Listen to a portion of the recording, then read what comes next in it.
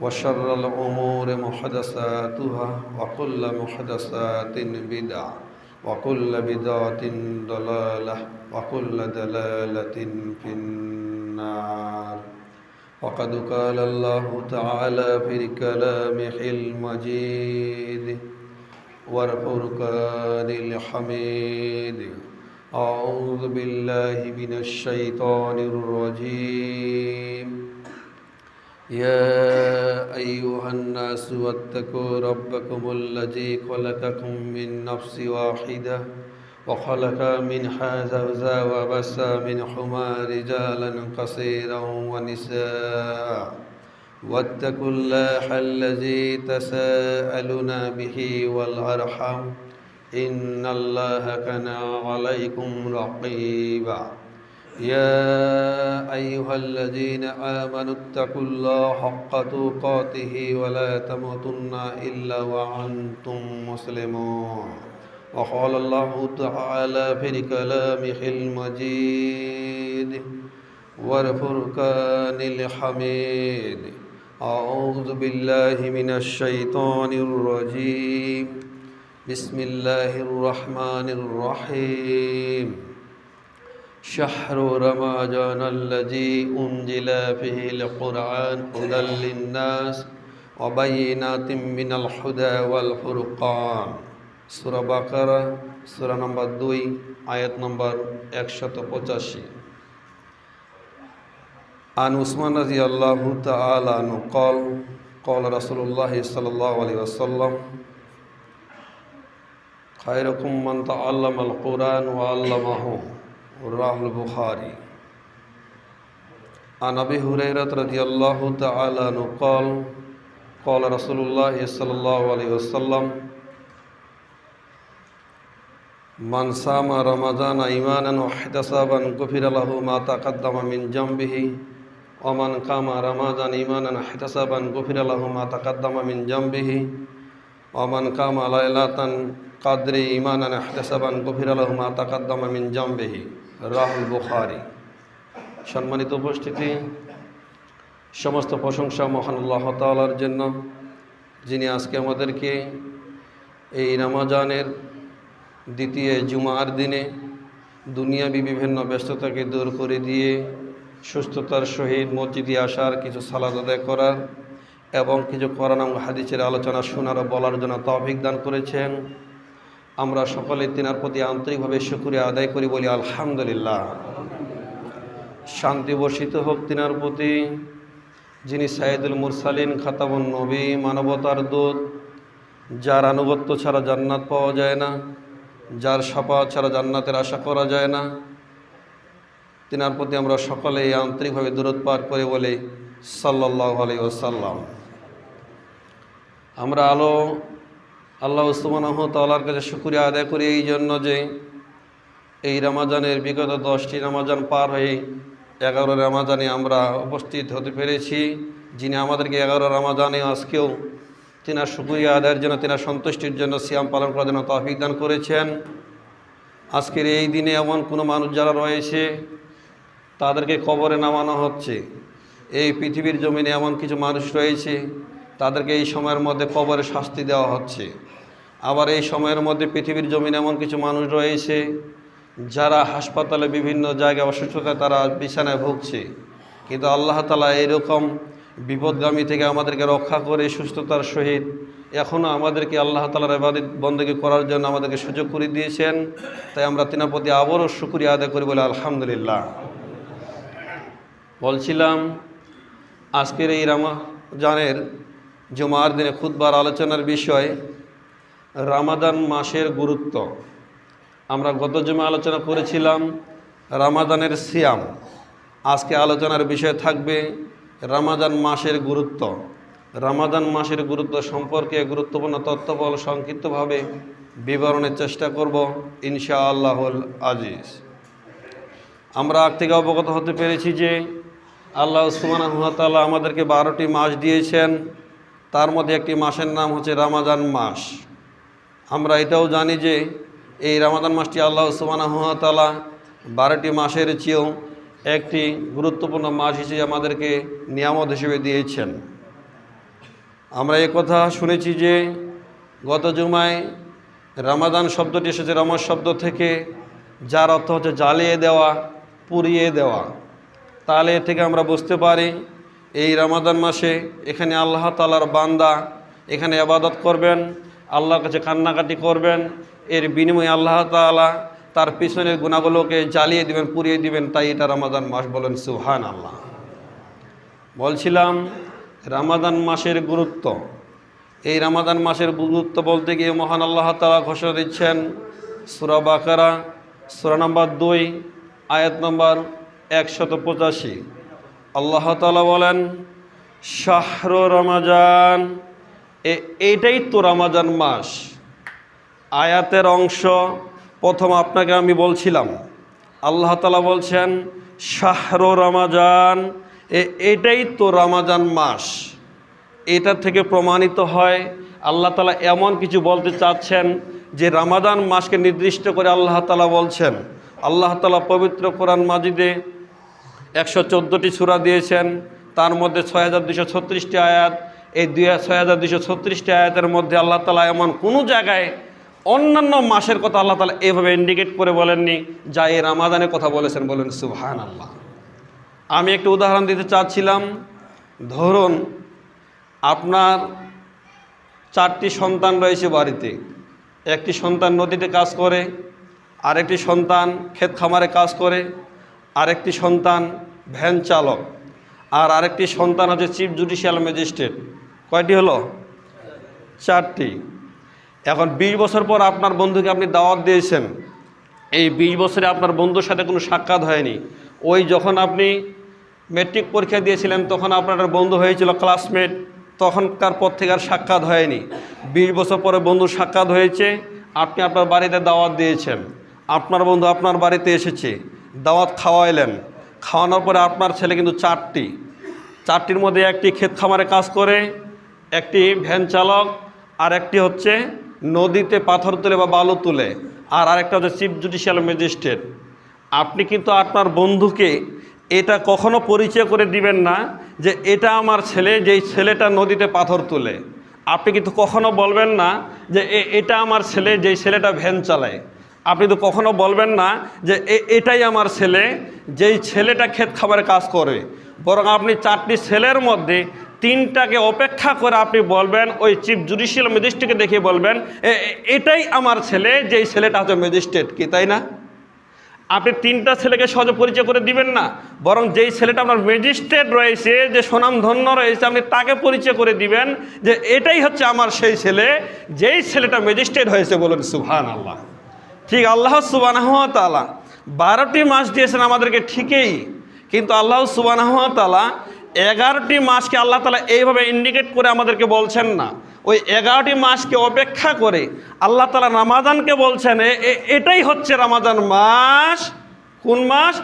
আল্লাযী উনজিলা ফিহিল কোরআন, যেই মাসে কোরআনকে নাজিল করা হয়েছে, বলেন সুবহানাল্লাহ। আপনি যেইভাবে বলেছিলেন এটাই তো আমার ওই ছেলে, যেই ছেলেটা ম্যাজিস্ট্রেট হয়েছে, ঠিক আল্লাহ তাআলা ওইভাবে বলছেন যে এটাই তো ওই মাস, যেই মাসে কোরআনকে নাজিল করা হয়েছে, বলেন সুবহানাল্লাহ। তাহলে কত গুরুত্বপূর্ণভাবে আল্লাহ তাআলা আমাদেরকে এই মাসকে দেখিয়ে দিচ্ছেন। আল্লাহ তাআলা বলছেন শাহরু রমাজান, এটাই তো রমাজান মাস। কি মাস এটা? আল্লাযী উনজিলা ফিহিল কোরআন, যেই মাসে কোরআনকে নাজিল করা হয়েছে। এরপরে আল্লাহ তাআলা বলছেন হুদাল লিন্নাস, মানুষের হেদায়েতের জন্য। কেন নাজিল করা হয়েছে কোরআনকে?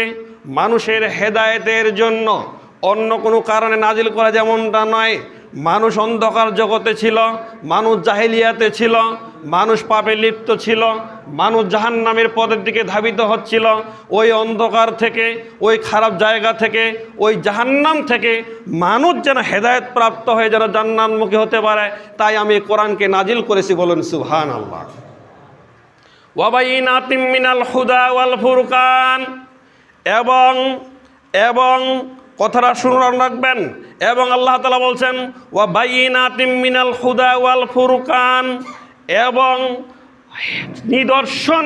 নিদর্শনাবলী নিয়ে এবং সত্য মিথ্যা পার্থক্যকারী হিসাবে বাইয়েনাতি মানে এটা আয়াত শব্দ থেকে এসেছে। যেমন আমরা কোরআন মাজিদের একটি লাইনকে কি বলি, কিটা জানেন না আপনারা? কোরআন মাজিদের যে লাইনটা রয়েছে এটাকে আমরা কি বলি? আয়াত বলি। কি বলি না? আয়াত বলি কি না? আয়াত শব্দের অর্থ হচ্ছে নিদর্শন। নিদর্শন কেন দেওয়া হয়েছে? কারণ আয়াতের মাধ্যমে এখানে অনেক নিদর্শন রয়েছে, যার মাধ্যমে আল্লাহ তাআলা বুঝাতে চাচ্ছেন এই আয়াতের মাধ্যমে আমার বান্দা জাহান্নাম চিনতে পারবে। এই আয়াতের মাধ্যমে আল্লাহ তাআলা বুঝাতে চাচ্ছেন আমার বান্দা জান্নাতকে চিনতে পারবে। আমি এমন এই কোরআন মাজিদের আয়াতে রেখেছি যার মাধ্যমে আমার বান্দা আদম আলাইহিস সালামের ঘটনা জানতে পারবে, ঈসা আলাইহিস সালামের ঘটনা জানতে পারবে, ইউসুফ আলাইহিস সালামের ঘটনা জানতে পারবে। অনেক ঘটনা রয়েছে পিছনে, এসব নিদর্শন আমি কোরআন মাজিদে দিয়েছি, তাই তো এটার নামকরণ করা হয়েছে আয়াত। বলেন সুবহানাল্লাহ। তো এখানে আল্লাহ তাআলা বলছেন ওয়াবাইনাতিম মিনাল হুদা ওয়াল ফুরকান, এই কোরআনকে আমি নাজিল করেছি মানুষের হেদায়েত স্বরূপ তো হবে। তারপরে তিনি বলছেন স্পষ্ট নিদর্শনাবলী নিয়ে, যত নিদর্শন রয়েছে আল্লাহর কাছে সেই নিদর্শনাবলী নিয়ে আমি কোরআনকে নাজিল করেছি, এবং সত্য মিথ্যা পার্থক্যকারী হিসেবে। সত্য মিথ্যা পার্থক্যকারী কাকে বলা হয়? যদি রাত না থাকতো তাহলে মানুষ কি দিনের কোনো মূল্য বুঝতে পারত? কি কথা বলেন? যদি রাত না থাকতো তাহলে মানুষ কিন্তু দিনের কোনো মূল্য বুঝতে পারতো না। ঠিক রাত এবং দিন যেমন আমরা পার্থক্য বুঝতে পারি, ঠিক এবং ভুল এবং সঠিককে পার্থক্যকারী আপনি কিভাবে করবেন, এই জন্য আল্লাহ তাআলা এই কোরআন মাজিদকে নাজিল করেছেন। বলেন সুবহানাল্লাহ। রাস্তায় একটা দুর্ঘটনা ঘটেছে, একজন মানুষ আপনাকে এসে বলছেন যখন আমি দেখলাম একজন মানুষ মারা গেছে, আর আরেকজন মানুষ এসে বলছে আমি ওখানে দেখলাম দুইজন মানুষ মারা গেছে। কথা কি দুইটা না একটা? হ্যাঁ, একজন বলেছে একজন মারা গিয়েছে, আরেকজন বলছে দুইজন মারা গিয়েছে, তাহলে কথা দুইটা হইল। এখন আপনি এটা পার্থক্য কীভাবে করবেন যে কোনটা সত্য আর কোনটা মিথ্যা? কারণ আপনি তো ওখানে যায় দেখেন নাই। কি আপনি কি দেখেছেন? দেখেন নাই। একজন বলেছে একটা মারা গেছে, আরেকজন বলছে দুইজন মারা গেছে। আপনাকে তো একটাই বিশ্বাস করতে হবে, হয় দুইজন মারা গেছে না একজন মারা গেছে, একটাই কথা আসবে, কিন্তু দুইটা কি হবে? হবে না। আপনি কিভাবে এখন পার্থক্য করবেন? আপনি তখন দেখবেন যে দুইটা মানুষ যে আমাকে কথাটা বলল তার মধ্যে কোন মানুষটা জীবনে কোনোদিন মিথ্যে কথা বলেনি। কি কথা বুঝতে পারছেন? যদি দেখেন যে সলিমউদ্দিন ভাই বলেছে দুইজন মারা গেছে আর কলিমউদ্দিন ভাই বলেছে একজন মারা গেছে, কিন্তু কলিমউদ্দিন ভাই জীবনে কোনোদিন মিথ্যে কথা বলেনি, কিন্তু সলিমউদ্দিন ভাই সবসময় শুধু মিথ্যে কথা বলে, তাহলে কি আপনি কলিমউদ্দিনের কথা বিশ্বাস করবেন না সলিমউদ্দিনের কথা বিশ্বাস করবেন? তাহলে কলিমউদ্দিন। তাহলে এই থেকে আপনি সত্য মিথ্যাভাবে যাচাই করবেন। ঠিক আল্লাহ তাআলা বোঝাতে চাচ্ছেন এই পৃথিবীতেও মানুষ ভুল এবং সঠিকের মাঝখানে রয়েছে, কেউ ভুলের মধ্যে রয়েছে, কেউ সঠিকের মধ্যে রয়েছে, কিন্তু এটার পার্থক্য কে করে দিবে? এই পার্থক্য করে দেওয়ার জন্য আমি কোরআনকে নাজিল করেছি। বলেন সুবহানাল্লাহ। আমার যেটা সারমর্ম ছিল সেটা হচ্ছে রমজান মাসের গুরুত্ব। সম্মানিত মুসলিম একরাম, আমি আপনাকে যেটা বোঝাতে চাচ্ছিলাম, দেখুন আল্লাহ তাআলা বলছেন এটাই তো রমজান মাস, যেই মাসে আমি কোরআনকে নাজিল করেছি। তাহলে আমি বোঝাতে চাচ্ছিলাম এই রমজান মাসকে নাজিল করার কারণে, এই কোরআনকে নাজিল করার কারণে রমজান মাসকে সম্মানিত করা হয়েছে। আমি আপনাকে আরও অবগত করতে চাচ্ছিলাম আদম আলাইহিস সালাম থেকে শুরু করে আখির পয়গম্বর যিনি হযরত মুহাম্মদ সাল্লাল্লাহু আলাইহি ওয়াসাল্লাম, এতগুলো নবী রাসূল আল্লাহ তাআলা পৃথিবীতে পাঠিয়েছিলেন, তার মধ্যে সর্বশ্রেষ্ঠ যিনি নবী ও রাসূল তার নাম কি? মুহাম্মদ সাল্লাল্লাহু আলাইহি ওয়াসাল্লাম। তাহলে যেটা আমি বোঝাতে চাচ্ছিলাম, মুসা আলাইহিস সালাম আল্লাহ সুবহানাহু ওয়া তাআলার কাছে কথা বলেছেন, এ কথা সত্য। আমি যেটা বোঝাতে চাচ্ছিলাম, মুসা আলাইহিস সালামকে আল্লাহ তাআলা জান্নাত থেকে খাবার পাঠিয়ে দিয়েছেন, এ কথা সত্য। আমি যেটা বোঝাতে চাচ্ছিলাম, এমন কিছু নবী রয়েছে যেটা হচ্ছে ইউনুস নবী, আপনারা জানেন মাছের পেটে ঢুকেছিলেন, সেখান থেকে আল্লাহ তাআলা রক্ষা করেছেন, এ কথা সত্য। আমি যেটা বোঝাতে চাচ্ছিলাম, ইউসুফ আলাইহিস সালামের অনেক ঘটনা রয়েছে, এ কথা অনেকগুলোই সত্য। আমি যেটা বোঝাচ্ছিলাম, আল্লাহ সুবহানাহু ওয়া তাআলা নিজের হাতে সৃষ্টি করেছেন, তার নাম কি? আদম আলাইহিসসালাম। আদম আলাইহিসসালামকে আল্লাহ তাআলা নিজের হাতে সৃষ্টি করলেন এবং নিজের পছন্দ মতো চেহারাটাকে তিনি দিলেন। আমি বোঝাতে চাচ্ছিলাম এরপর যত নবী রাসূল পৃথিবীতে এসেছিলেন তার মধ্যে সবচেয়ে শ্রেষ্ঠ নবী রাসূল হচ্ছেন তিনি, যিনি হচ্ছেন আমাদের নবী হযরত মুহাম্মদ সাল্লাল্লাহু আলাইহি ওয়াসাল্লাম। বলুন সুবহানাল্লাহ। আমি এখন বোঝাতে চাচ্ছি, আপনারা কি বুঝতে পেরেছেন? তাহলে এতগুলো নবী রাসূলের মধ্য থেকে কেন আমাদের নবীকে সর্বশ্রেষ্ঠ হিসেবে নবী উপাধি দেওয়া হলো? কেন আমাদের নবীকে সর্বশ্রেষ্ঠ রাসূল হিসেবে প্রেরণ করা হলো? একটি কারণ। কেন? কারণ এই কোরআন মাজিদ তার উপরে নাজিল করা হয়েছে, এই জন্য বলেন সুবহানাল্লাহ। অবশ্যই তাওরাত, জাবুর, ইনজিল কিতাব রয়েছে, বিশ্বাস করুন। তাওরাত আল্লাহর কিতাব, জাবুর আল্লাহর কিতাব, ইনজিল আল্লাহর কিতাব, কুরআনুল কারীম আল্লাহ তাআলার কিতাব। কিন্তু পার্থক্য কয়েকটা রয়েছে। কি পার্থক্য রয়েছে? তাওরাত, জাবুর, ইনজিল সরাসরি আল্লাহ তাআলার সিফাত নয়, আল্লাহ তাআলার গুণ নয়, আল্লাহ তাআলার অংশ নয়। কিন্তু কুরআনুল কারীম সরাসরি আল্লাহ তাআলার সিফাত, আল্লাহ তাআলার গুণ, আল্লাহ তাআলার অংশ, আল্লাহ তাআলার কথা। যেমন হাদিস আমরা মানি না, বুখারী মুসলিম হাদিস আছে না? এই বুখারী হাদিস এটাও কিন্তু আল্লাহ তাআলার কথাটাই, কিন্তু আসলে বাণীটা কিন্তু হচ্ছে আল্লাহ রাসূলের। আর কোরআন মাজিদে যে কথাটা হয়েছে এটা সরাসরি আল্লাহ সুবহানাহু ওয়া তাআলার কথা। আল্লাহ তাআলা যেইভাবে বলেছেন, জিবরিল আলাইহিস সালাম আল্লাহ তাআলার ভায়া হয়ে, আল্লাহ তাআলার বাহক হয়ে তারপর আল্লাহর নবীর উপরে সেটা বলে দিয়েছেন যে আলহামদুলিল্লাহি রাব্বিল আলামিন। আল্লাহ তাআলা ওখানে বলে দিয়েছেন, আর জিবরিল আলাইহিস সালাম আল্লাহর নবীকে শুনিয়ে দিলেন, সাথে সাথে আল্লাহর নবীও সেটা পাঠ করেছেন। বলেন সুবহানাল্লাহ। একটু কোনো 19-20 করেননি। আমি যেটা বোঝাতে চাচ্ছিলাম, তাহলে কোরআন মাজিদ হচ্ছে আল্লাহ তাআলার সিফাত, আল্লাহ তাআলার কথা। এখন আপনি যে কথা বলছেন, ধরুন আমরা কথা বলছি, মানুষ যে কথা বলে, এই কথা বলাটা মানুষের একটা গুণ, মানুষের একটা বৈশিষ্ট্য, মানুষের একটা সিফাত। ঠিক আল্লাহ তাআলা যে কথা বলেছেন এটা হচ্ছে আল্লাহ তাআলার গুণ, আল্লাহ তাআলার সিফাত, আল্লাহ তাআলার বৈশিষ্ট্য। বলেন সুবহানাল্লাহ। তাই সম্মানিত মুসলিম একরাম, আমি এখন আপনাকে যেটা বোঝাতে চাচ্ছি, তাহলে এই কোরআন সর্বশ্রেষ্ঠ গ্রন্থ হওয়ার কারণে, কারণ আল্লাহ তাআলা বলছেন যালিকাল কিতাবু লা রাইবা ফি হুদাল লিল মুত্তাকিন। এটা এমন একটি গ্রন্থ যাহার মধ্যে কোনো সরিষা পরিমাণ সন্দেহ আছে নেই।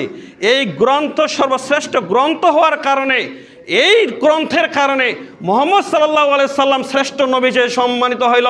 আর মুহাম্মদ সাল্লাল্লাহু আলাইহি সাল্লাম সম্মানিত হওয়ার কারণে আমরা সর্বশ্রেষ্ঠ উম্মত হিসেবে সম্মানিত হইলাম।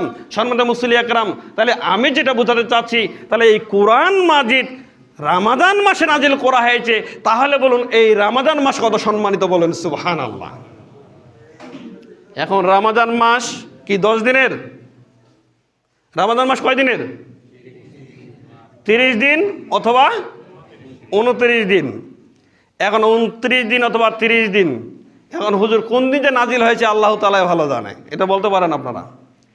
এই জন্য আল্লাহ তাআলা বলছেন ইন্না আনজালনাহু ফি লাইলাতুল কদর, নিশ্চয়ই আমি কোরআনকে নাজিল করেছি কদরের রাত্রিতে। আল্লাহ তাআলা ঘোষণা দিচ্ছেন নিশ্চয়ই আমি কোরআনকে নাজিল করেছি কদরের রাত্রিতে। ওয়ামা আদরাকা মা লাইলাতুল কদর, হে নবী আপনি কি জানেন যে লাইলাতুল কদর কাহাকে বলা হয়? আল্লাহ তাআলা পাল্টা আল্লাহর নবীকে জিজ্ঞাসা করছেন, হে নবী আপনি কি জানেন যে লাইলাতুল কদর কাহাকে বলা হয়? তারপরের অংশে আল্লাহ তাআলা নিজেই উত্তর দিচ্ছেন। আল্লাহ তাআলা বলছেন লাইলাতুল কদরে খায়রুম মিনাল আলফি শাহর, এই লাইলাতুল কদর হচ্ছে 1000 মাসের চেয়ে উত্তম। বলুন সুবহানাল্লাহ। এখন আমি আপনাকে বুঝাই, লাইলাতুল কদর এমন একটি রাত, যেই রাতে মানুষ যদি ইবাদত করে, তাহলে 1000 মাস, 1000 মাস দিন রাত যদি মানুষ ইবাদত করে, ওই 1000 মাস ইবাদত করে যেই নেকি অর্জন করতে পারবে, তার চেয়ে বেশি নেকি অর্জন করতে পারবে এই লাইলাতুল কদর ইবাদত করে। বলুন সুবহানাল্লাহ।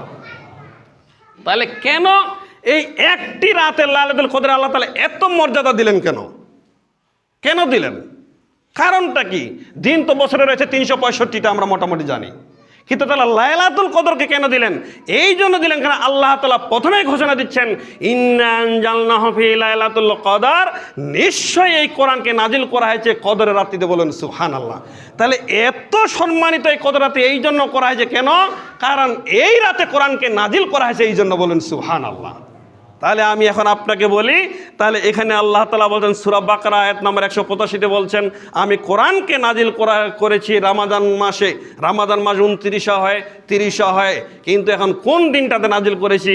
এই জন্য আল্লাহ তাআলা সূরা কদরে ঘোষণা দিয়ে দিলেন আমি এই কোরআনকে নাজিল করেছি কদরের রাত্রিতে। তে কদর কি রমাদানের মধ্যে না বাইরে? হ্যাঁ, কিন্তু এক শ্রেণীর তো আবার হুজুর আছে সমাজে, তারা আবার বলছে শবে বরাতে নাজিল করা হয়েছে। আছে না? আছে কিনা এক শ্রেণী হুজুর?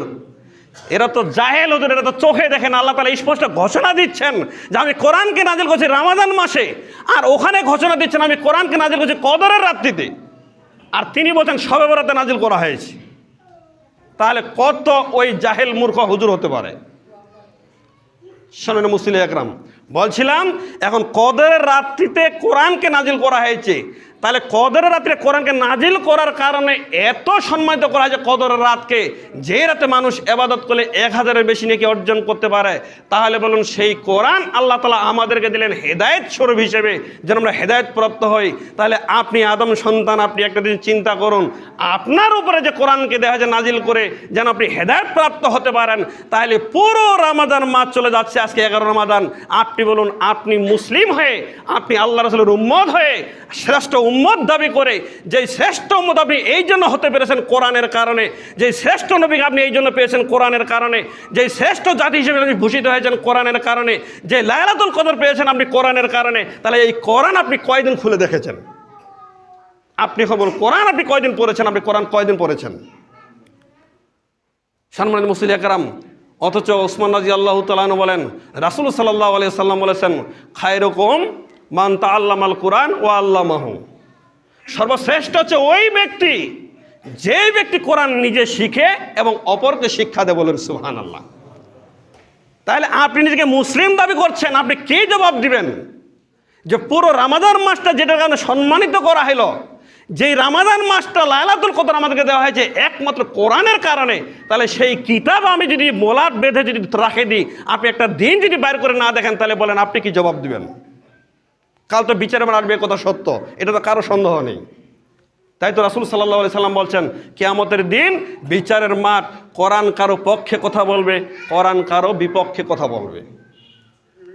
তাইলে আপনি পুরো রমাদান চলে গেল, আপনি 60 বছর বয়স পাইলেন, আপনি পুরো 60 বছরে কমপক্ষে আপনি 60 বছরে 60টা রমাদান পেয়েছেন, 60টা রমাদান পেয়েছেন। আপনার জীবনে আপনি একটা দিন কোরআনকে খুলে দেখলেন না, আপনি মনে করছেন কোরআন আপনার পক্ষে কথা বলবে বিচারের মাঠে?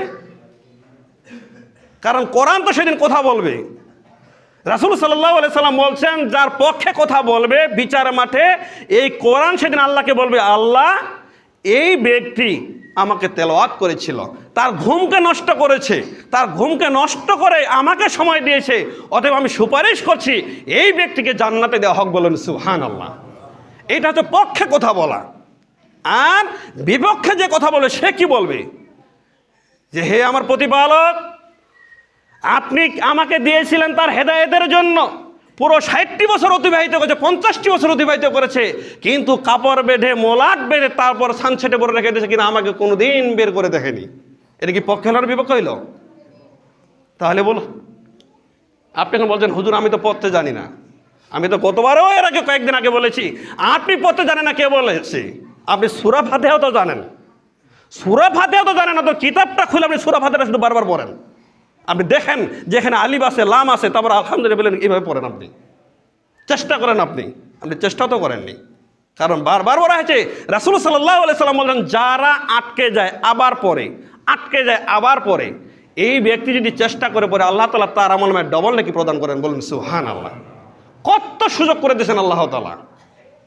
এরপরেও আপনি মুসলিম দাবি করছেন, আমি মুসলিম দাবি করছি, শ্রেষ্ঠ গ্রন্থ আমরা কিছুই মনে করছি না। আমরা মনে করছি একটি 150 টাকা দামের কিতাব, একটা সামান্যতম বই, এটা মনে হয় শুধু ওই হাত থেকে পড়ে গেলে চুমা খাওয়ার জন্য কোরআন মাজিদ আসে নাই। হাত থেকে পড়ে গেলে আপনি উঠিয়ে নিয়ে বুকে রাখলেন আর চুমা খেলেন, এটার জন্য নয়। চুমা খাওয়ার জন্য কোরআন মাজিদ আপনাকে প্রেরণ করা হয়নি। বরং এটা পড়বেন, এটা পড়েই তো আপনি বুঝতে পারবেন এটা কেন আপনাকে দেওয়া হয়েছে, এখানে কি আল্লাহ তাআলা বলেছেন।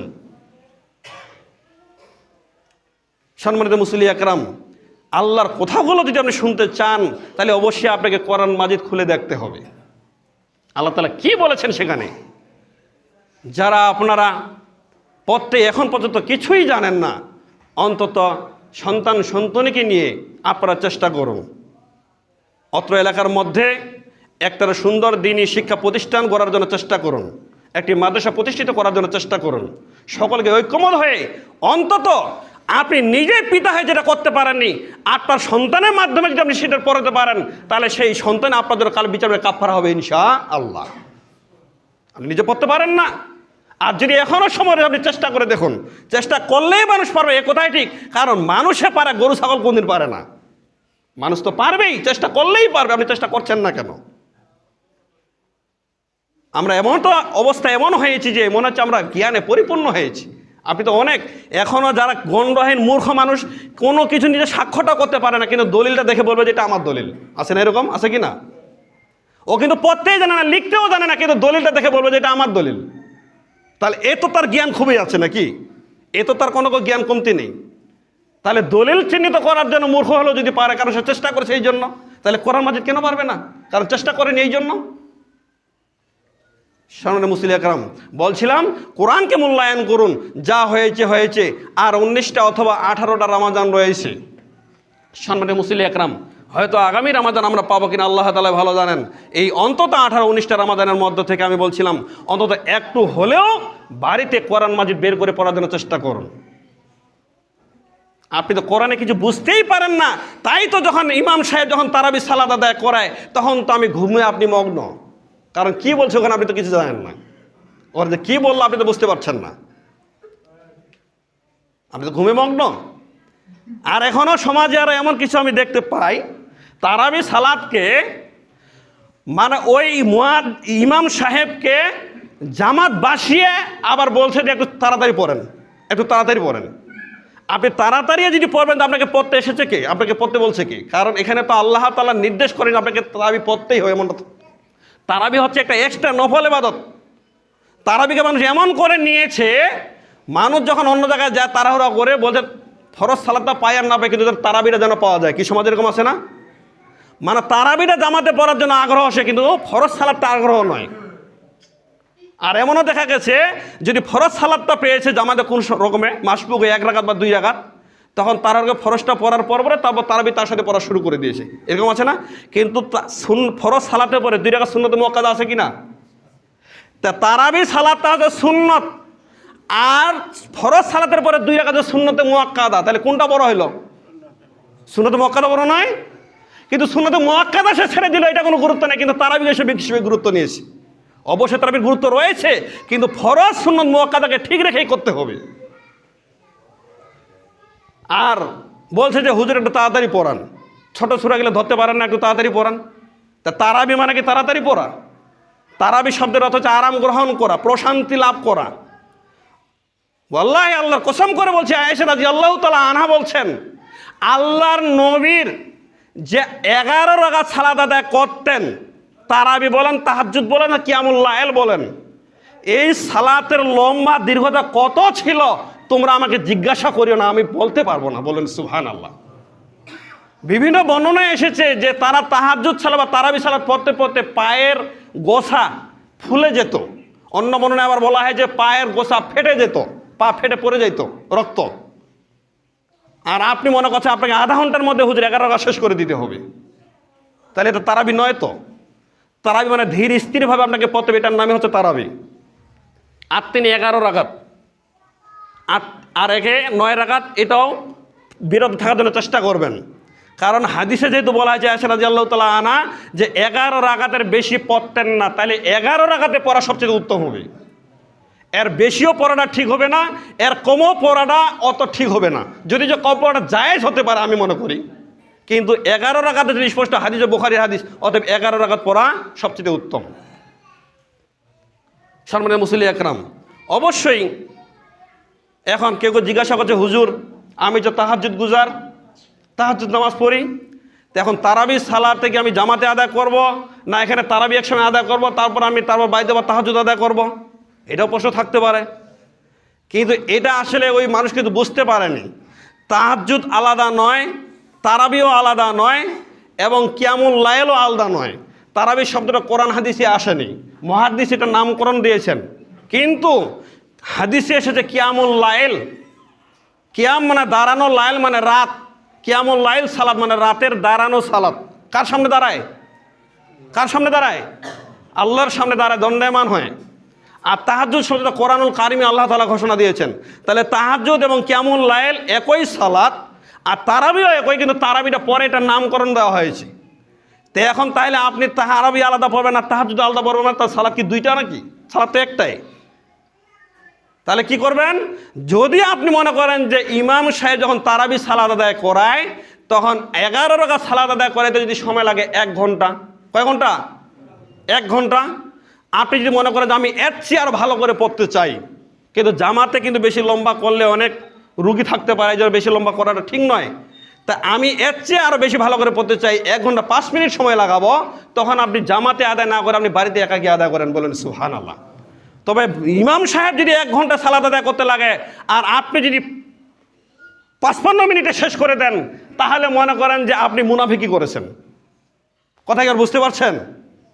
আপনি তাহলে সুযোগ নেওয়ার জন্য আপনি আলাদা করে পড়েছেন, সুযোগ নেওয়ার জন্য। কিন্তু মূলত হচ্ছে আপনি আলাদা করে এই জন্য পড়বেন যেন ইমাম সাহেব যেভাবে ধীর স্থিরভাবে পড়াইছে তার চেয়ে যেন আমি ভালোভাবে ধীর স্থিরভাবে পড়াতে পারি, এই জন্য আপনি আলাদা করে বাড়িতে পড়বেন। ওটাই তাহাজ্জুদ, ওটাই কিয়ামুল লাইল। এটা পড়তে পারেন আপনি 11টা থেকে শুরু করে, পড়তে পারেন বাড়িতে গিয়ে 10টা থেকে শুরু করে, আবার ফরজ সালাত এখানে এশার সালাত আদায় করার পরে বাড়িতে গিয়ে তারপরেও পড়তে পারেন, কোনো সমস্যা নেই। আবার মধ্যরাতে উঠলেও কোনো সমস্যা নেই, সাহারের আগে পড়বেন। শানে মুসলিম আকরাম, তাহলে আমি বুঝাতে পেরেছি আপনাদেরকে। এই 11 রাকাতে আপনি পড়বেন, বাড়িতে পড়লেও 11 রাকাতে পড়বেন, কিন্তু তখন তারাবি জামাতে পড়বেন না। তবে কিন্তু হতে হবে এখানকার চেয়ে ওখানে আরও সুন্দর। আপনি একটা মানুষকে নিয়েছেন পাটা নেলানোর জন্য, পাট শাক আছে না, পাট নেলানোর জন্য। ও যদি 1 ঘন্টায় যদি 3 কাঠা মাটি নেলায়, আপনি তাকে কি খুশি হবেন না অখুশি হবেন? খুশি হবেন না?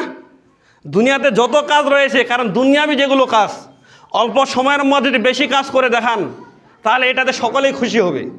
আর যেটা আখিরাতমুখী কাজ, সেটা অল্প সময়ের মধ্যে যদি কম কাজ করেন তাহলে আল্লাহ তাআলা বেশি খুশি হবেন। বলুন সুবহানাল্লাহ। এখানে 1 ঘন্টা 3 কাঠা মাটি আপনি 1 ঘন্টা কামাবেন, বেশি খুশি হবেন। আর ওখানে আপনি যত কম করবেন ইবাদত, সময়টা বেশি লাগাবেন, তত আল্লাহ তাআলা বেশি খুশি হন। কারণ ওটা আখিরাত, এটা হচ্ছে দুনিয়াবি। এটাই পার্থক্য। শানে মুসলিম আকরাম, যেমন দুনিয়াতে হলুদ কাপড় পরাটা বৈধতা নেই, কেন? কারণ জান্নাতীদের তাদের হলুদ কাপড় পরিধান করানো হবে। বলেন সুবহানাল্লাহ। ঈসা আলাইহিস সালাম যেদিন ফেরেশতাদের উপরে ডান করে নামবেন, যখন ডানার উপর ডান করে যখন ভর দিয়ে যখন নামবেন ঈসা আলাইহিস সালাম, তখন তার গায়ে পরনে থাকবে হলুদ কাপড়। বলুন সুবহানাল্লাহ। তাহলে জান্নাতীদের হবে হলুদ কাপড়। তাই তো হলুদ কাপড় দুনিয়াতে আল্লাহ নবী নিষেধ করেছেন পুরুষের জন্য। পুরুষের জন্য হলুদ কাপড়, রেশমি কাপড়, লাল কাপড়, স্পষ্ট যেটা একেবারে লাল, এই 3টা কাপড় নিষেধ করা হয়েছে। হয়তো এটা আল্লাহ ভালো জানেন। যেমন দুনিয়াতে স্বর্ণের, রূপার এই যে বাসন আছে না, বাটি আছে না, বাসন, থালা বাসন, স্বর্ণ রূপার বাসনে খাওয়া দাওয়া কথা আল্লাহ নবী নিষেধ করেছেন। কেন? কারণ ওটা জান্নাতে দেওয়া হবে এই জন্য। বলুন সুবহানাল্লাহ। তা যেটা পরকারের জন্য রেখেছে ওটা দুনিয়াতে এটা করা ঠিক নয়। তো বলছিলাম রমজানের মাসের গুরুত্ব আমি ওই থেকে বোঝাতে চাচ্ছিলাম। আল্লাহ নবী বলছেন, যেটা আবু হুরায়রা থেকে রাদিয়াল্লাহু তাআলা থেকে বর্ণিত, তিনি বলেন রাসূল সাল্লাল্লাহু আলাইহি সাল্লাম বলেছেন, মান সামা রমাজানা ঈমানান ওয়া ইহতিসাবান গুফিরা লাহু মা তাকাদ্দামা মিন জামবিহি। যে কোনো নারী, যে কোনো পুরুষ যদি সিয়াম পালন করে ঈমানান, ঈমান সহকারে, ওয়া ইহতিসাবান এবং নেকির আশায়, গুফিরা লাহু মা তাকাদ্দামা মিন জামবিহি, তাহলে ওই ব্যক্তির পূর্বের যত গুনাহগুলো আছে সেগুলো আল্লাহ তাআলা ক্ষমা করে দেন। বলেন সুবহানাল্লাহ।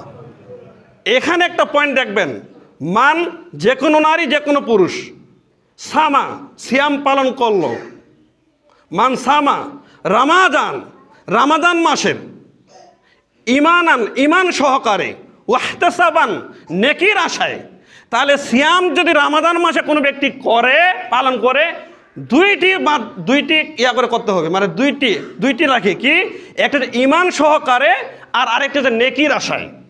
আপনি সিয়াম পালন করছেন, যদি নেকির আশা না করেন তাহলে হবে না। আপনি মনে করছেন আমি সিয়াম পালন করছি, আল্লাহর কাছে আমার আশা আছে, আল্লাহ আমাকে নেকি দিবেন। কথা বুঝতে পারছেন? নেকির আশায়। তারপর হচ্ছেন ঈমান সহকারে। এখন সিয়াম তো অনেক মানুষে পালন করে, কিন্তু ঈমান কয়জনের আছে বলুন? রাসূলুল্লাহ সাল্লাল্লাহু আলাইহি ওয়াসাল্লাম বলেছেন, কি বলেছেন? যারা মিথ্যে কথা থেকে বিরত থাকতে পারলো না, তারা সারাদিন না খেয়ে থাকা না, এটা আল্লাহ তাআলার কিছু যায় আসে না। কি বুঝলেন? যারা মিথ্যে কথা থেকে বিরত থাকতে পারলো না সিয়াম থাকা অবস্থায়, তাদের জন্য সারাদিনে না খেয়ে থাকা না, এটা আল্লাহর কিছু যায় আসে না। আপনি সিয়াম থাকলে কি আর না থাকলে কি, এটা আল্লাহ নবী বুঝাতে চাচ্ছেন। তা মিথ্যে কথা বলা তো কবিরা গুনাহ। এরকম অসংখ্য কবিরা গুনাহ রয়েছে মানুষ সিয়াম থেকেই। আজকে জমির আইল কেটে জমি বানানো হচ্ছে, অথচ আপনি সিয়াম পালন করি, তাহলে আপনার ঈমান আছে? ঈমান নাই। অনেক মানুষের রয়েছে অন্যের ক্ষেতটাকে নষ্ট করে দিচ্ছে, অথচ সিয়াম পালনকারী, তাহলে তার ঈমান আছে? ঈমান নেই। অথচ আল্লাহ বলেছে ঈমান সহকারে সিয়াম পালন করতে হবে। আপনি সিয়াম পালন করছেন, ফজর থেকে শুরু করে মাগরিব না খেয়ে রয়েছেন, নেকির আশায় আছেন, এটাও ঠিক, কিন্তু আপনার হাতে এখন অষ্টধাতুর আংটি থাকবে কেন? এই অষ্টধাতুর আংটি আপনার হাতে যতদিন আছে ততদিন আপনার ঈমান এখনো পরিপূর্ণতা লাভ করেনি। অতএব সিয়াম আছে কিন্তু আপনার ঈমান নেই। তো ঈমান সহকারে যদি না হয়ে থাকে তাহলে লাভ তো হবে না। কথা বুঝতে পারছেন? তো আপনি নেকির আশায় সিয়াম রয়েছেন, কিন্তু এখন পর্যন্ত আপনি দেখবেন আপনার গলায়, আপনার হাতে মাদুলিতে, আপনার বউয়ের গলায় তাবিজ মাদুলি ঝুলিয়ে আছে, তাবিজ ঝুলিয়ে আছে, শিরিক। অথচ আল্লাহ রাসূল তো মানতা আল্লাহ তামিমাতান ফাকাদ আশরিক, যে কোনো ব্যক্তি যদি তাবিজ ঝুলালো তাহলে সে শিরিক করলো। তাহলে শিরিক যদি কোনো মানুষ করে তাহলে তার কি ঈমান থাকবে? তা হুজুর, তাহলে আপনি তো ঝুলাতে নিষেধ করছেন, তাহলে যে লিখে দিয়েছে সে তো হুজুর, এটা আপনি বলতে পারেন যে হুজুরে লিখছে, যে ওই হুজুর তো শিরকের প্রতিষ্ঠাতা। একটা মূর্তি পূজা করে না হিন্দুগুলো, মূর্তি পূজা করে না, তাদের মূর্তি আছে না, এরা মূর্তি পূজা করে, আর মূর্তিটা যে বানিয়েছে তাকে কি বলা হয়? তাকে বলা হয় ওই মূর্তির আবিষ্কারক, তাই না? তাইলে হচ্ছে মূর্তির আবিষ্কারক। তাই ওই রকম ভাবে যারা তাবিজ লিখে বিক্রি করে তারা হচ্ছে শিরকের প্রতিষ্ঠাতা, শিরকের আবিষ্কারক। ওরা ডবল নাকি, কারণ ও তো নিজে ক্ষতিগ্রস্ত হইলো এবং অন্যকে যে দিল তাকে শিরিক করাইলো। আল্লাহ তাআলা আমাদেরকে হেদায়েত দান করুন, আল্লাহু আমিন। বলছিলাম ঈমান সহকারে সিয়াম পালন করবেন, তাহলেই মূলত আমাদের জন্য কি হবে? উপকারে আসবে। যদি ঈমান সহকারে না হয়ে থাকে তাহলে কিন্তু খুবই টাফ ব্যাপার। এরপরে আল্লাহ তাআলা বলছেন, রাসূল সাল্লাল্লাহু আলাইহি ওয়াসাল্লাম বলছেন, ওমান কামা রমাদানা ঈমানান ওয়া ইহতিসাবান গুফিরা লাহু মা তাকাদ্দামা মিন জামবিহি। এবং যে কোনো নারী হোক পুরুষ হোক, যারা ঈমান সহকারে রাতের সালাত আদায় করবে, মানে তারাবি সালাত আদায় করবে, নেকির আশা ঈমান সহকারে, তার পূর্বের গুনাহ আল্লাহ তাআলা ক্ষমা করে দিবেন, বলেন সুবহানাল্লাহ। এরপরে আল্লাহ নবী বলছেন, ওয়ামান কামা লাইলাতুল কদরি ঈমানান ওয়া ইহতিসাবান গুফিরা লাহু মা তাকাদ্দামা মিন জামবিহি। এবং যেই ব্যক্তি এই রমাদান মাসে ঈমান সহকারে নেকির আশায় রাতের লাইলাতুল কদর ইবাদত করবে, রাতের লাইলাতুল কদর ইবাদত করবে, তার পূর্বের গুনাহ আল্লাহ তাআলা ক্ষমা করে দিবেন, বলেন সুবহানাল্লাহ। হাদিসটি রয়েছে বুখারী শরীফ তাওহীদ পাবলিকেশন 2414 নম্বর হাদিস, 2014 নম্বর হাদিস, স্পষ্ট বুখারীর হাদিস। তাহলে আপনার ঈমান সহকারে করতে হবে। সময় যেহেতু কম, আমি শেষের দিকে রেখা টেনে আমি আরেকটি যেটা বোঝাতে চাচ্ছিলাম, দেখুন আপনারা অনেকবার শুনে এসেছেন যে এই হাদিসটা যেটা রয়েছে 1904 নম্বর হাদিস, বুখারী শরীফ তাওহীদ পাবলিকেশন। আবু হুরায়রা রাদিয়াল্লাহু তাআলা আনহু বলেন, রাসূল সাল্লাল্লাহু আলাইহি সাল্লাম বলেছেন, আদম সন্তানের নেক আমল সমূহ আল্লাহ তাআলা বাড়াতে থাকেন, বলেন সুবহানাল্লাহ। আদম সন্তানের নেক আমল সমূহ আল্লাহ তাআলা বাড়াতে থাকেন, এই বাড়াতে বাড়াতে 10 থেকে 700 গুণ পর্যন্ত বাড়িয়ে দেন, বলেন সুবহানাল্লাহ। 1 টাকা দান করলে 70 টাকা পাওয়া যায়, এই কথা মিথ্যা, এই হাদিস প্রমাণ করি। আছে না সমাজে কথা, 1 টাকা দান করুন 70 টাকা পাবেন, আছে না এই সমাজে? এখানে আল্লাহ নবী বলছেন 10 থেকে 700 গুণ পর্যন্ত বাড়িয়ে দেন। তাহলে 1 টাকা দান করলে 700 টাকা পাওয়ার সম্ভাবনা রয়েছে, আপনি 70 টাকা বলছেন কেন? কথা বুঝতে পারেননি মনে হয়। 70 টাকাতে ইসলামকে ছোট করবেন না। আল্লাহ নবী বলছেন এই নেকিটা বাড়াতে বাড়াতে আল্লাহ তাআলা 10 থেকে 700 গুণ পর্যন্ত বাড়িয়ে দেন। এটা শুধু রামাদান নয়, বরং রামাদানের বাইরেও হতে পারে, এটা স্পষ্ট করে বলেননি। এরপরে আল্লাহ নবী বলছেন, কি? যে আল্লাহ তাআলা তখন বললেন, কি বললেন? ইল্লা সিয়ামা, তবে সিয়াম ব্যতীত। সিয়ামের কোনো নেকি বাড়িয়ে দেওয়া হয় না, সিয়ামের কোনো নেকি বাড়িয়ে দেওয়া হয় না। কথা বুঝতে পারছেন? সম্পূর্ণ যত নাকি আপনি 2 রাকাত সালাত আদায় করছেন, আল্লাহ তাআলা বলতে পারেন, এই আমার এই বান্দাটা 2 রাকাত সালাত আদায় করছে, তুমি নেকি লেখো তো। ফেরেশতাকে বলতে পারে, আচ্ছা তুমি 10টা নেকি লেখো, আচ্ছা তুমি 200টা লেখো, আচ্ছা তুমি 700টা নেকি লেখা, এর বিনিময়ে। বলেন সুবহানাল্লাহ। এটা বলতে পারে আল্লাহ তাআলা। কিন্তু ইল্লা সিয়াম, সিয়ামের কোনো নেকি বাড়াতে আল্লাহ তাআলা ফেরেশতাকে নির্দেশ দেন না। কেন? কারণ আল্লাহ তাআলা তখন বললেন, আমি এই জন্য ফেরেশতাকে আদেশ করি না সিয়ামের নেকি বাড়াতে, কারণ ওই সিয়ামের নেকি আমি আমার নিজের হাতে দিব। বলুন সুবহানাল্লাহ। তাহলে দেখুন, আপনি যখন মেয়েকে বিবাহ দিচ্ছেন, তখন জামাইকে আমরা বিদায় দিই না বিবাহ দেওয়ার পরে? তো আপনি নিজের পকেট থেকে যখন সালাম দিল আপনাকে, তখন আপনি পকেট থেকে 500 টাকা বের করে দিলেন, দিলেন কি না? কেন দিলেন? ভালোবাসা, ভ্রাতৃত্ববোধ করার জন্য। আপনার স্ত্রীকে যখন সালাম করতে গেছেন বা বিদায় নিতে গেছেন, তখন আপনি কিন্তু তাড়াতাড়ি করে একটা 500 টাকা কিনে আপনার স্ত্রীর হাতে দিয়েছেন যে জামাইকে দাও। কি আছেন এরকম? ইচ্ছা করলে আপনি তো 1000 দিতে পারতেন, কিন্তু কেন দিলেন? আপনার স্ত্রীর মাধ্যমে। কারণ আপনি চাচ্ছেন আপনার স্ত্রী এবং জামাইয়ের মধ্যেও যেন একটা আন্তরিকতা, যেন ভালোবাসা, ভ্রাতৃত্ববোধ তৈরি হয়। বলুন সুবহানাল্লাহ। ঠিক আমি যেটা বোঝাতে চাচ্ছিলাম, আল্লাহ তাআলা ইচ্ছা করলে ফেরেশতাকে হুকুম করতে পারতেন যে আমার বান্দা সিয়াম আছে, তুমি এখানে 5000 নাকি লেখো, কিন্তু আল্লাহ তাআলা এটা করেন না। কেন? আল্লাহ তাআলা নিজে যাচ্ছেন যে সিয়াম পালনকারী এবং আমার মধ্যে একটা ভ্রাতৃত্ববোধ, ভালোবাসা তৈরি হবে, তাই এইটারে নাকি আমি নিজের হাতে দিব। বলুন সুবহানাল্লাহ। কত গুরুত্বপূর্ণ বিষয়। কিন্তু সবাইকে দিবে? দিবে না। 2টা এখানে অপশন রয়েছে। এই 2টা অপশন যারা অবলম্বন করবে, মানে 2টা এখানে সামনে রয়েছে, যেটা পদ রয়েছে, 2টা পদকে যারা সামনে রেখে সিয়াম পালন করবে, তাদেরকে আল্লাহ তাআলা নিজের হাতে প্রদান করবেন। কি কি তাহলে বলুন তো? 1, রাসূল সাল্লাল্লাহু আলাইহি ওয়াসাল্লাম বলছেন, তখন আল্লাহ তাআলা বলেন, এই জন্য আমি আমার বান্দাকে সিয়াম পালনকে নিজের হাতে দিব। কেন? কারণ আমার বান্দা আমার জন্য 2টি কাজ করেছে। কয়টি? কথা বলুন। আমার বান্দা আমার জন্য 2টি কাজ করেছে। 1, আমার বান্দা আমার জন্য প্রবৃত্তি থেকে বিরত থেকেছে, প্রবৃত্তি। 2, আমার বান্দা আমার জন্য খানা পানাহার থেকে বিরত থেকেছে। কয়টা হলো তাহলে? 2টা না? একটা হচ্ছে প্রবৃত্তি থেকে বিরত থেকেছে, আর আরেকটা হচ্ছে খানা পানাহার থেকে বিরত থেকেছে। তো খানা পানাহার তো আমরা সকলে বিরত থাকি, কি থাকি না? কিন্তু তার পূর্বে বলছেন প্রবৃত্তির কথা। প্রবৃত্তি থেকে কয়জন বিরত থেকেছেন বলেন? এই প্রবৃত্তি থেকে যদি বিরত থাকতে না পারেন, তাহলে আপনাকে আল্লাহ তাআলা নিজের হাতে নেকি দিতেও পারে, নাও দিতে পারে। যদি আপনি নিজের হাতে নেকি নিতে চান, তাহলে এই 2টি কাজ আপনাকে করতে হবে। 1, প্রবৃত্তি থেকে বিরত থাকতে হবে। 2, খাওয়া দাওয়া থেকে বিরত থাকতে হবে। তো খাওয়া দাওয়া আমরা বিরত থাকি, তো প্রবৃত্তি কাকে বলে? হুজুর প্রবৃত্তি তো জানি না। প্রবৃত্তি জানেন না? প্রবৃত্তি তো ওটাই। এখানে আপনি জোহরের সালাত আদায় করলেন, রমাদান মাসে সিয়ামও আছেন, না খেয়ে রয়েছেন, কিন্তু বাড়িতে গেছেন, শরীর ক্লান্ত, বাড়িতে তারপর একটু বিছানার মধ্যে ঢ্যাস দিয়ে আপনি রিমোটটা হাতে নিয়ে একটা রঙিন টেলিভিশন, যিনি স্টার জলসা চ্যানেল দেখা শুরু করে দিলেন, বা একটা সিনেমা দেখা শুরু করে দিলেন। যদি এটা ডিশ লাইট না থাকে, তাহলে মোবাইলে স্মার্টফোন যদি আপনি একটা সিনেমা দেখা শুরু করে দিলেন, কি আছে কি না? এটার নামই হচ্ছে প্রবৃত্তি। আপনি সিয়াম থেকেছেন ঠিকই, খাওয়া দাওয়া থেকে বিরত থেকেছেন ঠিকই, কিন্তু প্রবৃত্তি থেকে আপনি বিরত থাকতে পারেননি। তাই রাসূল সাল্লাল্লাহু আলাইহি সাল্লাম বলছেন, এই পৃথিবীতে প্রথমেই একমাত্র কাবিল অন্যায়ভাবে তার ভাইকে হত্যা করেছিল। তার নাম কি? হাবিলকে হত্যা করে নাই? হাবিলকে প্রথম হত্যা করেছিল কাবিল এই পৃথিবীর জমিনে, অন্যায়ভাবে। তাই রাসূল সাল্লাল্লাহু আলাইহি সাল্লাম বলছেন, কিয়ামত পর্যন্ত যত মানুষকে অন্যায়ভাবে হত্যা করবে, তার সমপরিমাণ পাপ ওই কাবিলের জায়গায় পৌঁছাবে। বলেন নাউজুবিল্লাহ। কেন? কারণ সে প্রথম হত্যা প্রথা চালু করেছে। ওই হাদিসকে সামনে রেখে আমরা বলতে পারি, আপনার বাড়িতে যদি কোনো রঙিন টেলিভিশন রেখে দিয়ে থাকেন, আপনি যতদিন ওই রঙিন টেলিভিশনে মানুষ গুনাহের কাজ করবে, তার সমপরিমাণ পাপ ওই আপনার কবরে পৌঁছাবে। বলুন নাউজুবিল্লাহ। ওই হাদিসে প্রমাণ করে। আপনি টিভির গুনাহ আপনার কবরে পৌঁছাবে, এই কথাই ঠিক, যদি টিভিতে অশ্লীলতা বেহাপনা হয়। খবর দেখা খারাপ, এটা আমি বলছি না। আমি বলছি হিন্দি সিনেমা, বিভিন্ন স্টার জলসা, অশ্লীলতা বেহাপনাতে গান বাজনাগুলো হচ্ছে, এরা যারা দেখে যারা পাপ করবে, আপনার নাতি নাতনি, ছেলে সন্তান, বৌমা যত কিছু পাপ করবে, তার সমপরিমাণ পাপ ওই আপনার কবরে যাবে, কিয়ামত পর্যন্ত যাবে, যতদিন পর্যন্ত ওই টিভি তারা দেখবে। বলুন নাউজুবিল্লাহ। তাহলে দেখুন, তাহলে এই টিভিটা হচ্ছে একটা প্রবৃত্তি।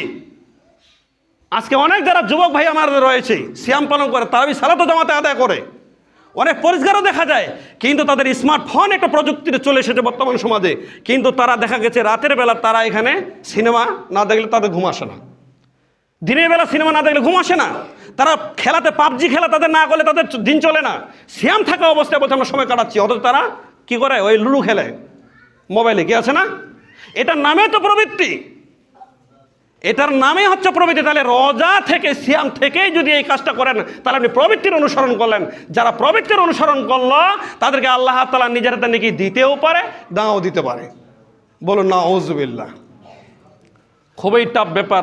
শোনেন মুসলিম আকরাম, একটা পুরুষ একটা স্ত্রী এবং তার স্বামীকে আল্লাহ তাআলা একটি বিবাহ বন্ধনের মাধ্যমে যে কাজটি আল্লাহ তাআলা হালাল করে দিয়েছেন, সেই কাজটি এই রমাদান মাসে সিয়াম থাকা অবস্থায় সেটি কি হারাম না? এই হারাম কাজটি একটা যুবক বিবাহ করেছে, মাত্র তার 15 দিন বয়স হয়েছে, 15 দিন বিবাহের বয়স হয়েছে, এমত অবস্থায় আল্লাহ তাআলার এই বিধানকে বাস্তবায়ন করার জন্য, তারপর সে এটাকে বাস্তবায়ন করার জন্য সে সারা জীবন চেষ্টা করছে, সে বিরত থাকছে, এই বৈধ কাজটি এখন হারাম হয়েছে তাই তিনি করছেন না। এইটার জন্যই তো আল্লাহ তাআলা ওই যুবককে নিজের হাতে নিয়ে দিবেন। বলেন সুবহানাল্লাহ। কত সুসংবাদ, এত সহজ নয়। শোনেন মুসলিম আকরাম, বলছিলাম হাদিসের শেষে যেটা রাসূল সাল্লাল্লাহু আলাইহি সাল্লাম বলছেন, তোমরা শুনে রাখো, যখনই তোমরা সিয়াম পালন করবে তখনই তোমরা অশ্লীলতা বেহাপনা থেকে বিরত থাকো। আপনি তো অশ্লীলতা থেকে বেহাপনা থেকে বিরত থাকতে পারছেন না, এবং ফাঁসেকি কথা থেকে বিরত থাকো। এখনই যদি আপনার ওই মরিচ বাড়িতে অন্য যদি ছাগলটা যদি চলে যদি যায় খাওয়ার শুরু করে দেয়, আপনি এমনভাবে গালি রাজ করছেন, ফাঁসেকি কথা বলছেন, আপনি যে সিয়াম পালন কথা আপনি নিজেই বুঝতে পারেন না যে আমি সিয়াম আছি, তাহলে ফাঁসেক হয়ে গেলেন। নোংরা ফাঁসেকি কথা বলে ফাঁসেক। তাহলে সিয়াম থেকে এরকমও কথা বলা যাবে না। এমনকি রাসূল সাল্লাল্লাহু আলাইহি ওয়াসাল্লাম বলছেন, যদি তোমাকে কেউ যদি তোমার সাথে ঝগড়া করতে আসে আর তুমি যদি সিয়াম পালনকারী হও, তাহলে তুমি তাকে বলো যে আনা সাইম, যে আমি সিয়াম পালনকারী। আপনি যদি আমাকে মারতে আসেন আর আমি যদি সত্যিকারী আল্লাহর তাকওয়াশীল বান্দা হয়ে থাকি, তাহলে আমি বলবো যে ভাই আমাকে আপনি মারিয়েন না, আমার সাথে ফেসাদে জড়িয়ে হইয়েন না, কেন? আমি সিয়াম পালনকারী, আমি রোজা আছি। বলেন সুবহানাল্লাহ। এটি হবে একটা সিয়াম পালনের বৈশিষ্ট্য। কিন্তু আপনি তা না করে পাল্টা তাকে আক্রমণ করার জন্য আপনি তো প্রস্তুত, এটার নাম সাইমকারী নয়। অতএব শোনো মুসলিম আকরাম, এই আল্লাহর হাতে যখন নেকি নিতে চাই তাহলে দুইটি কাজ করতে হবে। এক, প্রবৃত্তি থেকে বিরত থাকতে হবে। 2 নম্বরে খাওয়া দাওয়া থেকে বিরত থাকতে হবে। আল্লাহকে বলছে, আল্লাহ তুমি রহমান, তুমি দয়াবান, তুমি গাফুরুর রহিম, তুমি আমাদেরকে আল্লাহ রাসূলের পদ্ধতি অনুযায়ী সিয়াম পালন করার জন্য তুমি তাওফীক দান করো। আল্লাহু আমিন। আমাদের সকলকেই আল্লাহ রাসূলের পদ্ধতি অনুযায়ী জীবন পরিচালনা করার জন্য তুমি তাওফীক দান করো। আল্লাহু আমিন। এ বলে আজকের জুমার খুতবা শেষ করছি। সাল্লাল্লাহু আলাইহি ওয়াসাল্লাম।